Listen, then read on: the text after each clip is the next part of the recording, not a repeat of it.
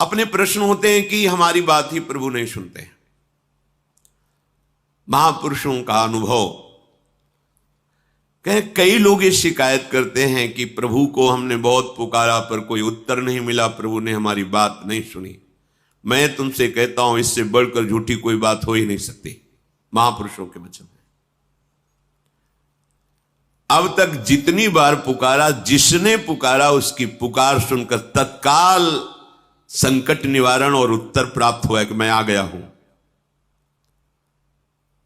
पर किसकी पुकार? जिसकी पुकार में दम हो। कौन सी दम? एकमात्र भगवान का आश्रय है। बस जब तक कोई और सहारा है, और बल है, और भरोसा है, फिर भगवान को पुकार रहे हो तो नंबर नहीं लगेगा, बिजी आएगा, नहीं है, नंबर लगेगा।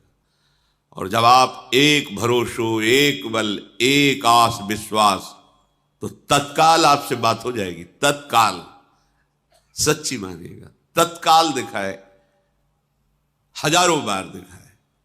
बस कोई और आश्रय नहीं है, कोई सहारा नहीं, कोई बल नहीं है, कोई अपना नहीं।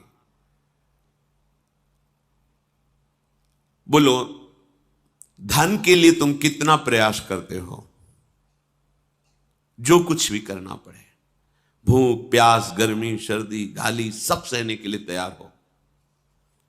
हितधाम में कुछ निर्माण सेवा उधर हो रही थी, मध्याह्न में प्रसाद पाके निकले तो देखा उनका जो कार्य कराने वाला था, हाँ ठेकेदार कहते हैं, सबसे बड़े ठेकेदार तो भगवान है सबके, पर उनको कोई जानता ले, वो अपने को ठेकेदार समझते हैं, तो उनको काम करवाना अधिक है तभी तो उनको लाभ मिलेगा।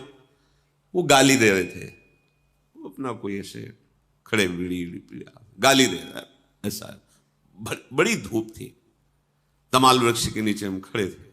जब चला गया तो कहा भैया क्यों गाली दे रहा था? हम बोले ये हमारे काम कराने वाला है। तुम कहा आपको गुस्सा नहीं है? बोले बाबा गुस्सा आएगी तो शाम के पैसा नहीं मिलेगा, हमारे बच्चे भूखे रहेंगे, रोज का रोज कमाता हूं, रोज का अरे गाली दे कुछ भी करे। तो एक उदर पोषण के लिए अर्थ चाहिए, तो वो व्यक्ति इतना प्रयत्नशील, जिस धूप में हम निकलना नहीं चाहते उस धूप में वो वजन लाद के चढ़ता है, गालियां मिलती सह। हम कितना सहते हैं प्रभु के लिए, हम कितना प्रयत्नशील हैं प्रभु के लिए। आप विचार करके देखो, हम कितना प्रयासरत हैं प्रभु के लिए। और हम कहते हैं हम प्रभु के भक्त हैं, हम भगवत प्राप्ति करना चाहते हैं। वो चंद रुपए प्राप्त करने के लिए गाली सहने को तैयार है, गर्मी सहने को तैयार है, भूखा प्यासा जैसा भी हो। उनका भोजन हमने देखा, इतनी मिर्च या प्याज की चटनी रोटी लिए उसी से खा रहे, दूध रबड़ी रसगुल्ला नहीं। मेहनत कितनी है, परिवार का पोषण करना है, आपको भगवत प्राप्ति करनी है। आप जरा अपनी दिनचर्या पर, अपने आहार विहार क्रियाओं पर दृष्टि डालिए। आप देखो, झूठ मत बोलो, महापुरुष कह रहे हैं। यदि आपको धन के लिए अन्याय करना पड़े तो भी आप विचार नहीं करेंगे, अन्याय भी कर लेंगे। पार्थिव संपत्ति के लिए आपको अगर 18 घंटे काम करना पड़े तो आप कर लेंगे, आनंद पूर्वक की अच्छा रुपया मिलेगा। किंतु आपने प्रभु के लिए क्या कभी जी तोड़ परिश्रम किया? रात दिन नाम मंत्र वाणी चिंतन, हमें फुर्सत नहीं है, मुझे भगवान चाहिए, मुझे प्रभु चाहिए, मुझे समस्याओं से निकलना है, मुझे विजयी होना है, मुझे परमानंद प्रभु के साथ रहना है।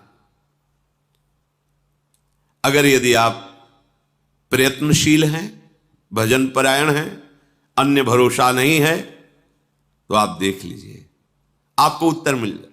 उत्तर क्या सामने होते हैं? उत्तर कोई दूर से बात थोड़ी होती प्रभु के कि संकेत हो रहा है।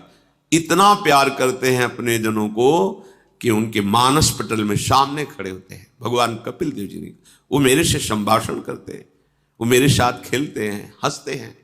पर यह सौभाग्य जब एक भरोसो, एक बल, एक आश विश्वास। बिल्कुल चिंता मत करो, हम बहुत बड़े बल से युक्त हैं। हमारा बस लक्ष्य बन जाए कि हमें अब सब दुखों से निपटना है, निष्पाप होना है। मुझे आनंद अनुभव करना, यही मन चाहता है। अब मुझे शांति चाहिए, अब विश्राम चाहिए, अब मैं चिंताओं से रहित होना चाहता हूं, अब एक आनंदित होना चाहता हूं, किसी ऐसे दोस्त का वर्ण करना चाहता हूं जो सदा मेरा ही हित चाहे और मेरे लिए मेरे से दोस्ती स्वीकार करे। वो केवल भगवान है, कोई दूसरा नहीं है।